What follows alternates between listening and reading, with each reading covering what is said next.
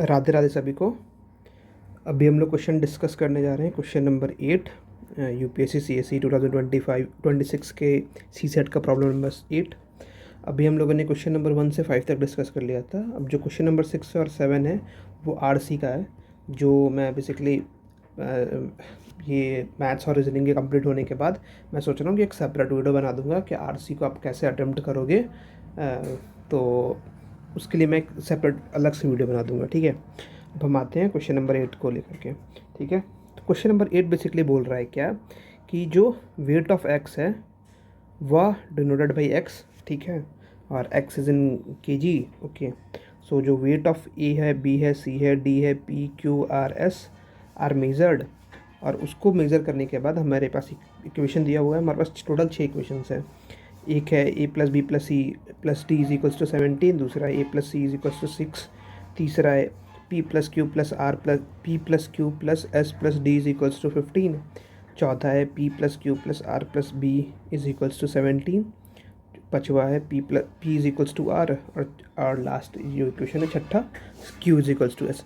अब अगर आप यहाँ पर नोटिस करो तो हमारे पास टोटल 8 वेरिएबल्स हैं। 8 कैसे? A B C D P Q R S, ये टोटल 8 वेरिएबल्स हैं।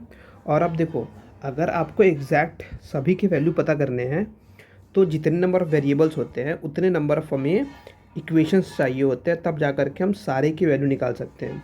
मीन्स अगर लेट्स सपोज कि अगर मुझे एक्स और वाई की अगर एक वैल्यू निकालनी है तो हमें एक्स प्लस वाई जो है उसके लिए हमें 2 इक्वेशन चाहिए होगा। 2 इक्वेशन कुछ भी हो सकता है, 2x plus Y is equals to 5 और x plus 2y is equals to 10, तब जा कर के we are able to find value of x और y। सिंगल इक्वेशन होगा या उस इक्वेशन से कम होंगे तो फिर हमें प्रॉब्लम होगी निकालने में। तो यहाँ पे तो आप देख रहे हो कि टोटल 6 इक्वेशंस है।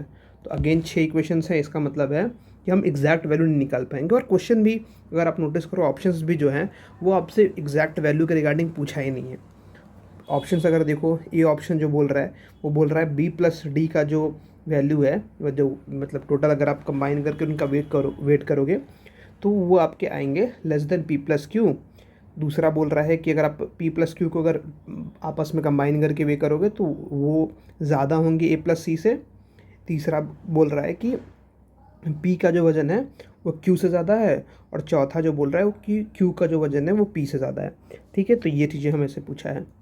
अब आप यहाँ पे देखो, जो हमारे पास चारों ऑप्शंस हैं A plus B, A B C D, इसमें आर और एस का कोई ज़रूरत नहीं है। तो वी विल ट्राई कि सबसे पहले तो हम अपने ऑप्शंस मतलब जितने भी हमारे पास इक्वेशन है ना उसमें से आर और एस रिमूव कर दें। और आर और एस रिमूव करने का तरीका भी यहाँ पे सिंपल दिया हुआ है यहाँ पे, क्योंकि बोला है कि पी का वैल्यू आर है और क्यू एस का वैल्यू क्यू है। तो अब हम क्या करेंगे, just put the value of R, मतलब आर की जगह पे पी पुट कर देंगे, और यहाँ पर जो एस है एस की जगह पे क्यू पुट कर देंगे। अब स्टार्ट करते हैं। ये तो हमें मतलब एक बेसिक फ्रेमिंग लग गया कि हमें ये चीज़ें करनी है। अब देखो, आप अगर नोटिस करोगे तो हमारे पास जो इक्वेशन 1 है और इक्वेशन 2 है, इसमें है ए प्लस सी जिसका वैल्यू दिया हुआ है 6। अब अगर आप ए प्लस सी का अगर वैल्यू पुट कर दोगे 6 तो हमारे पास बचेगा बी प्लस डी। तो बी प्लस डी, तो अब यहाँ से मैंने निकाल लिया कि जो B plus D B plus D plus 6 is equals to 17, so B plus D is equals to 11। ये आ गया हमारे पास। अब आप देखो, हमारे पास बी प्लस डी का वैल्यू है और ए प्लस सी का वैल्यू है। इसका मतलब है कि हमारा जो इक्वेशन 1 है, सॉरी ऑप्शन 1 है, ए है आई मीन, वो बोल रहा है कि जो पी प्लस क्यू है ना, it is basically greater than 11। क्यों? क्योंकि बी प्लस डी का वैल्यू हमारे पास 11 है। दूसरा जो बोल रहा है वो बोल रहा है कि पी प्लस क्यू जो है वह ग्रेटर देन ए प्लस 6। ए प्लस 6 क्या है? 6 है। तो यहाँ से हमें पता चल रहा है कि P plus Q greater than 6। अब हमें बस चेक करना है कि हाँ पी प्लस क्यू के वैल्यू क्या आ रहा है, उससे हम निकाल सकते हैं। अब उसको भी निकालना इजी है। पहला वाला इक्वेशन में जैसा मैंने बताया था यार कि एस को रिप्लेस करते हैं क्यू से, तो मैंने रिप्लेस किया, एस की जगह पे क्यू पुट किया। यहाँ से मैंने क्यू प्लस क्यू 2q हो जाएगा। तो ये हमारे पास एक पहला इक्वेशन बन रहा है जो कि है P plus 2q plus D is equals to 15। दूसरा इक्वेशन अब हम देखते हैं। दूसरा इक्वेशन में हमें पता है कि आर को हमें रिप्लेस करना है विथ पी।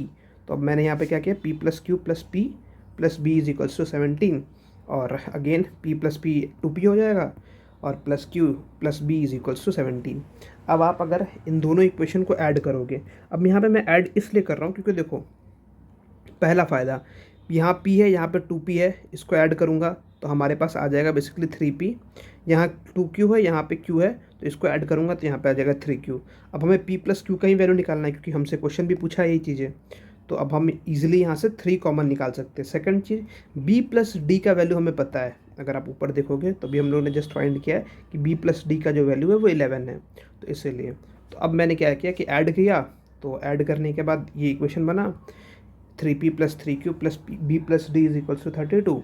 अब 3p plus 3q is equals to, अब इसका वैल्यू है जो 11 वो मैंने पुट कर दिया, तो ये अगर इधर प्लस 11 है, ऑब्वियस है कि अगर आप इक्वल टू के बाद इधर भेजोगे तो ये विथ नेगेटिव साइन जाएगा, तो -11, तो यहाँ पर हो जाएगा ये 21। अब मैंने 3 कॉमन ले लिया, 3 कॉमन लेने के बाद इसको मैंने कट्टम कुट्टम काट कुट करके ये किया, तो हमारे पास बचा 7। अब देखो p प्लस q का जो वैल्यू है वो आ गया है 7, और 7 हमें पता है कि a प्लस सी जो कि 6 से बड़ा है, सो हेंस ऑप्शन बी जो होगा, B is the right answer. तो इसका हम बोल सकते हैं ऑप्शन बी जो है ये आंसर होगा इसका, ठीक है। सो आई होप आपको ये समझ में आया हो, बट स्टिल अगर आपको कोई प्रॉब्लम हो, आपका कहीं दिक्कत हो रही हो कुछ समझने में, तो यू कैन आस्क मी। और थैंक यू सो मच। जय माता दी।